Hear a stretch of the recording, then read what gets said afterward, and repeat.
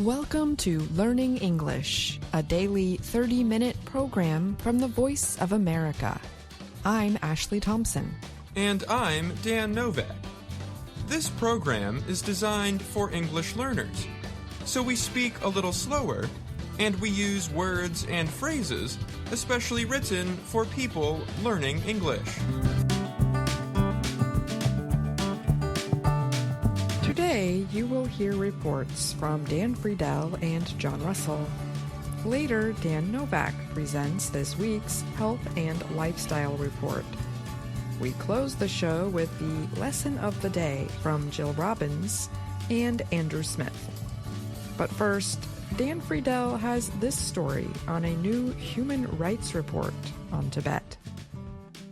A rights group based in New York City says it has documents from Chinese officials that show a plan to push rural Tibetans into cities against their will. Human Rights Watch released a report recently that provides evidence against official Chinese statements that many Tibetans have moved voluntarily. The report said that by the end of 2025, more than 930,000 rural Tibetans will have been moved to city areas. It said the Tibetans will not be able to get traditional jobs and will be limited in ways to make money. When Tibetans who lived a traditional lifestyle far outside of cities left their homes, the homes were destroyed, the group said. China claims Tibet has long been part of its territory. However, China's Communist Party established control not long after it took over mainland China at the end of the Civil War in 1949. Since then, rights organizations say, China has used coercive methods to get minority groups to learn the official language of Mandarin Chinese and promise loyalty to the ruling party.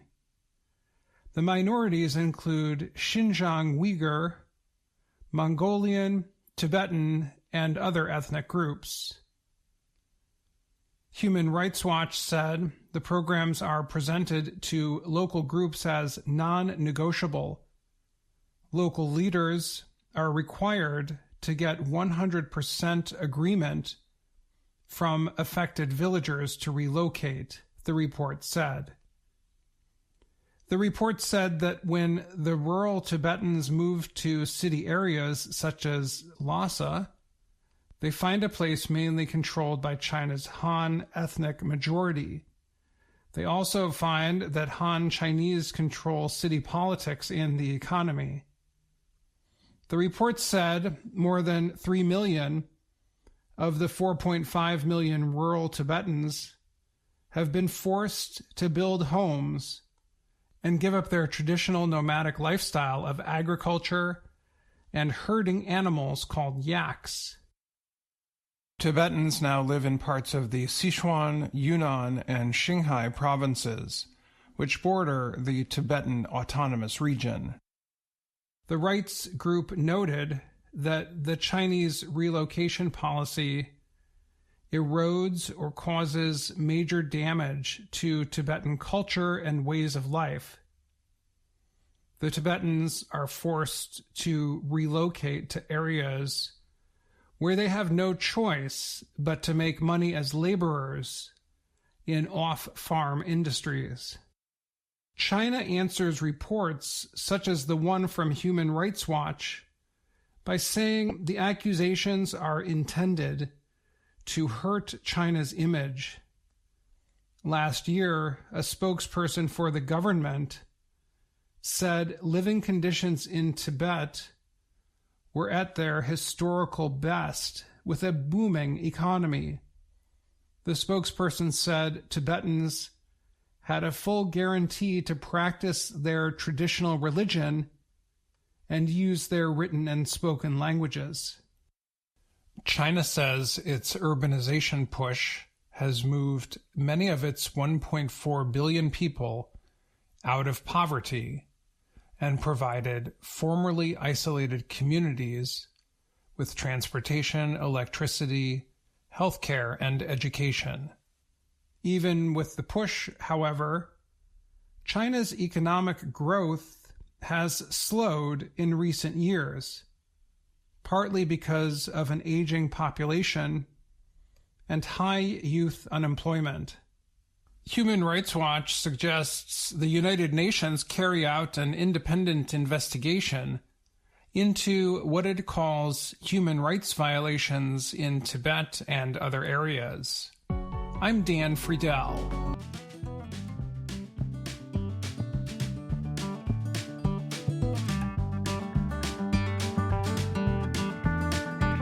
They are six-legged, hairy home invaders that will not die, no matter how hard you try. Cockroaches are experts at surviving indoors, but they did not start out that way. A recent study uses genetics to examine cockroaches' spread across the world, from beginnings in Southeast Asia to Europe and beyond. The findings cover thousands of years of cockroach history and suggest the pests may have spread across the world by getting a ride with another species, people. It's not just an insect story, it's an insect and humanity story, said Stephen Richards of Baylor College of Medicine. Richards was not involved with the study. Researchers studied the genes of over 280 cockroaches from 17 countries and 6 continents. They confirmed that the German cockroach, a species found worldwide, has its beginnings in Southeast Asia. The creature likely evolved from the Asian cockroach around 2,100 years ago. Scientists have long suspected the German cockroach's Asian beginnings since similar species still live there. The research appeared recently in the publication Proceedings of the National Academy of Sciences. The cockroaches then spread around the world on 2 major paths.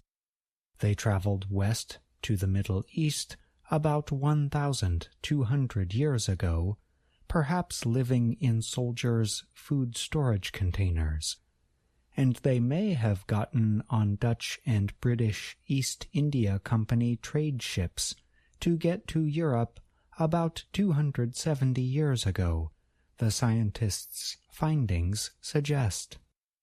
Once the creatures arrived in Europe, inventions like the steam engine and indoor plumbing likely helped the insects travel further and get used to living indoors, where they are most commonly found today. Researchers said exploring how cockroaches conquered past environments may lead to better pest control. Modern-day cockroaches are tough to keep away because they evolve quickly to resist pesticides, said the study's writer Xian Teng of Harvard University. I'm John Russell.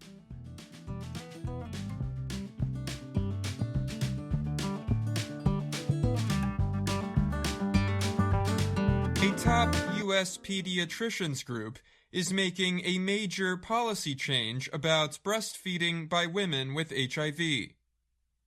The group says women infected with HIV can breastfeed their babies as long as they are taking medications that suppress the virus that causes AIDS.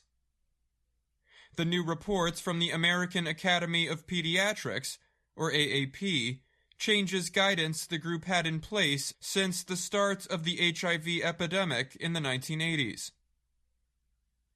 The group said currently available drugs can reduce the risk of spreading HIV through breast milk to less than 1%, said Dr. Lisa Abwogi. She is a pediatric HIV expert at the University of Colorado and lead writer of the report. The medications are so good now, and the benefits for mom and baby are so important, that we are at a point where it is important to engage in shared decision-making, Obwogi said. The drugs are known as antiretroviral therapy. They do not remove all risk of spreading HIV through breast milk. Avoiding breastfeeding is the only sure way to prevent spreading the virus, Obwogi said. Also, parents must only breastfeed for the baby's first 6 months. Research shows that switching between breast milk and formula can disrupt an infant's digestion in ways that increase the risk of HIV infection. About 5,000 people who have HIV give birth in the U.S. each year. Nearly all take drugs to suppress the virus to very low levels, Obwogi said. But viral levels can increase if they do not stay on them. The medications became widely available starting about 10 years ago. Before then, about 30% of HIV infections transmitted from moms to babies occurred during breastfeeding, said Dr. Lynn Moffinson. She is an advisor to the Elizabeth Glaser Pediatric AIDS Foundation. In the early 1990s, about 2,000 infections occurred in U.S. infants each year. Today, it is fewer than 30. The new AAP policy comes more than a year after government agencies changed their advice.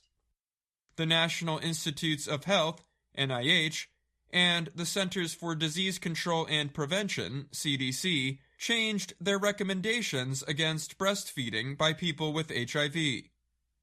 The new guidance said people who have viral suppression should be advised about their choices. Those agencies also said that healthcare providers should not report to Child Protective Services agencies if a parent with HIV seeks to breastfeed. Research says breastfeeding provides the best nutrition for babies and protects them against sickness and conditions like obesity and type 2 diabetes. Nursing also reduces the mother's risk of breast and ovarian cancer, diabetes, and high blood pressure. The World Health Organization, or WHO, has recommended since 2010 that women with HIV in developing countries breastfeed their infants and have antiretroviral therapy. The guidance weighed the risk of infants getting HIV through breastfeeding and the risk of babies dying from malnutrition, diarrhea, and pneumonia. In developing countries, safe replacements for breast milk are often not available. Dr. Lin Yi is a Northwestern University women's health doctor who helped write the NIH guidance. She said experts in developed nations had recommended against breastfeeding. That is because of the wide availability of safe water, formula, and human donor milk, which could remove the risk of HIV infection, Yi added. That upset people with HIV who were not given the choice to nurse. C.C. Coven is a 36-year-old from Philadelphia, Pennsylvania. She said she was told she was infected with HIV at age 20. She said she was not permitted to breastfeed her first child, Zion, who is now 13. Coven said not being able to nurse her son led to postpartum depression.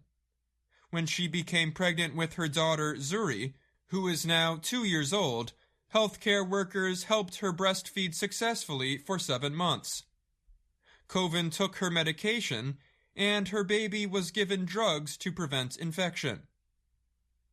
Breast milk has everything in it that my baby would need, Coven said.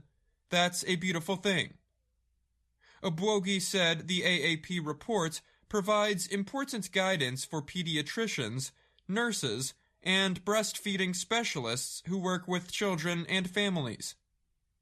Some providers ignored the earlier recommendations and helped women being treated for HIV to nurse their babies. The new guidance should expand such nursing, hopefully quickly, Obwogi said. I'm Dan Novak.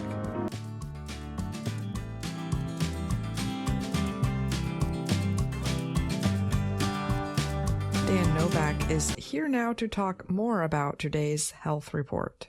Welcome back, Dan. Hi, Ashley.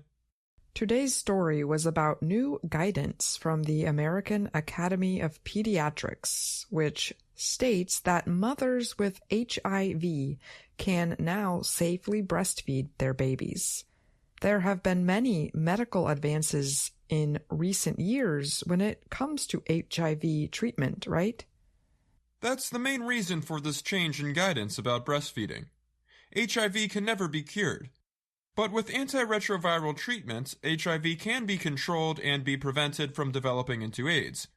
And while on those medications a person's viral load is very small, there's a low risk of passing the virus to sexual partners or from mothers to their babies.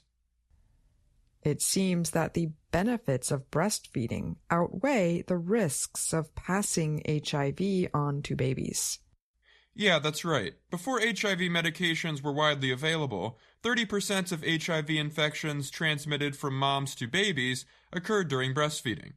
In the early 1990s, about 2,000 infections occurred in U.S. infants each year. Today, it's fewer than 30. So there's a very small risk now. And now doctors think it's a smart idea to give mothers the option to breastfeed. Before, they would strongly advise against it.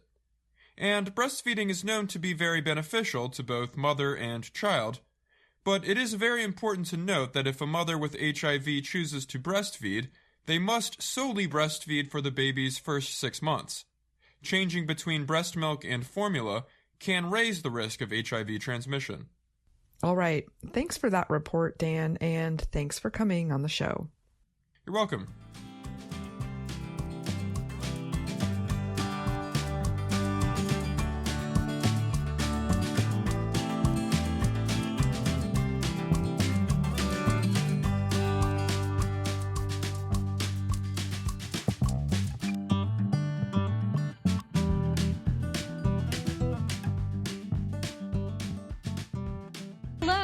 My name is Anna Mateo. My name is Andrew Smith. And my name is Jill Robbins. You're listening to the Lesson of the Day on the Learning English podcast. Welcome to the part of the show where we help you do more with our series, Let's Learn English. This series shows Anna Mateo in her work and life in Washington, D.C. In a recent Lesson of the Day podcast, we talked about Anna going to the store to buy food for a dinner party. In Lesson 39, which is called It's Unbelievable, we see Anna shopping online. She sees an advertisement on television and, as you can imagine, learns an important lesson about advertising. Winter weather in Washington, D.C. can be really windy. And wind messes up my hair. It is really windy today. Oh, look at my hair. Will it be windy this weekend? I'll listen to the news. I am tired of my untidy hair. Are you tired of your untidy hair? Yes, I am. And it's uncomfortable. Is it uncomfortable? Yes, it is. Hey, is that Pete? Hi, I'm Pete, and I have the perfect product for you. Hair Be Good. Just spray Hair Be Good on your hair. Wrap in a towel, and you are done. Hair Be Good works, and it's inexpensive. One can costs only $10. So go online and order your Hair Be Good today. Hair Be Good sounds perfect, and I can trust Pete. I am buying some right now. Okay, I will order 1 can of Hair Be Good for $10. I'll pay with a credit card. My delivery will arrive in 2 days. Awesome! We should add that in Let's Learn English, you can find lesson plans with many activities and explanations like the ones we give you in this podcast. For example, there's a pronunciation practice video about the feeling Anna describes for her untidy hair. One of the new words in this lesson can cause problems for English learners. That word is uncomfortable, and its opposite, comfortable. When you say this word, you do not pronounce some of the letters that you see in the written word. In this lesson, you hear Anna say that her hair is uncomfortable. Are you tired of your untidy hair? Yes, I am. And it's uncomfortable. Uncomfortable. Uncomfortable. Hey, that sounds like one of those reduced forms we've been teaching in some of our earlier podcasts. Yeah, are you happy? It wouldn't be a lesson of the day without a reduced form. That's right. Let's listen to more of the story. I want to find out if the hair product helps Anna fix her hair. I'll use it before I go to work. Okay, Hair Be Good, make my untidy hair tidy. No, make it fabulous.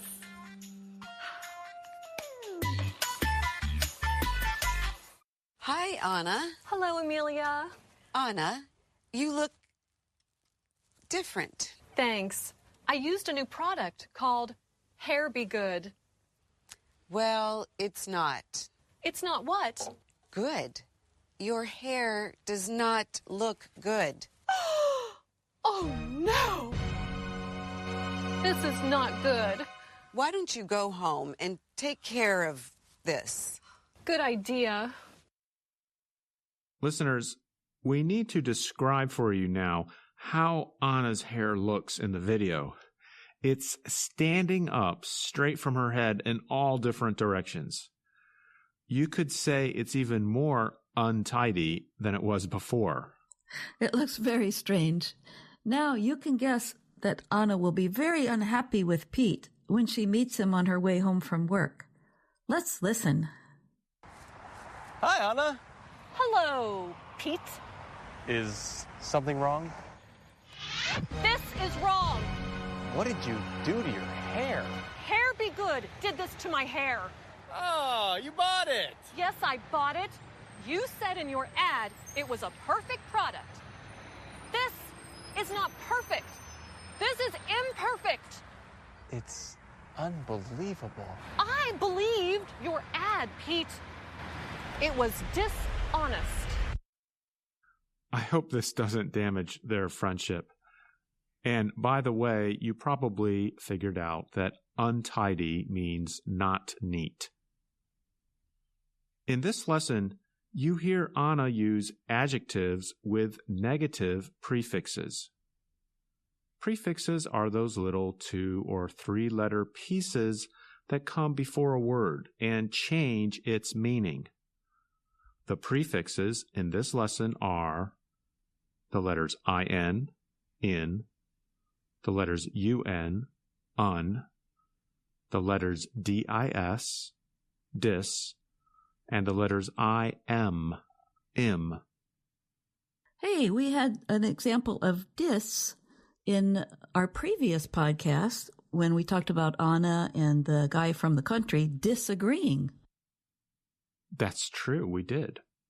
And like I said before, Anna is really unhappy with Pete because she believed his TV ad. She didn't know it was a dishonest ad, one that was not really telling the truth. So it was unbelievable. Thanks, Jill, for those examples of how those prefixes give the opposite meaning to an adjective. Like when Anna tells Pete that the product in his advertisement does not work. Yes, I bought it. You said in your ad it was a perfect product. This is not perfect. This is imperfect. In this example, imperfect means the opposite of perfect. The prefix is im or im. I suppose our listeners are wondering why there are so many prefixes to make the meaning opposite. Dr. Jill, do you have a linguistic explanation for that? Of course I do. One reason is that English words were borrowed from several different languages. One of them is German.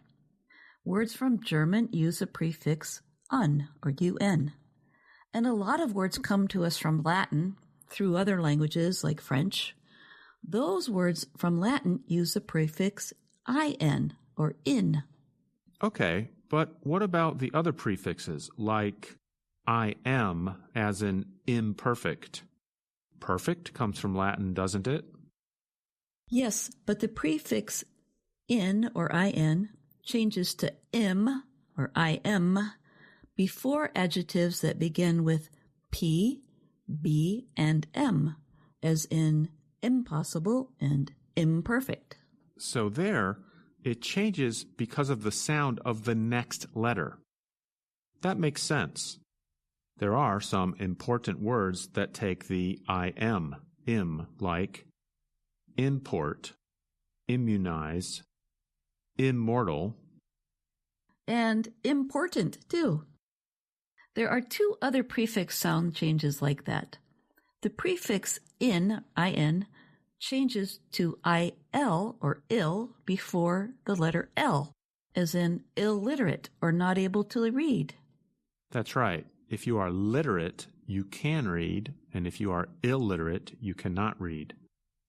That prefix also gives us words like illegal and illogical. And isn't there one more prefix? IR, ear.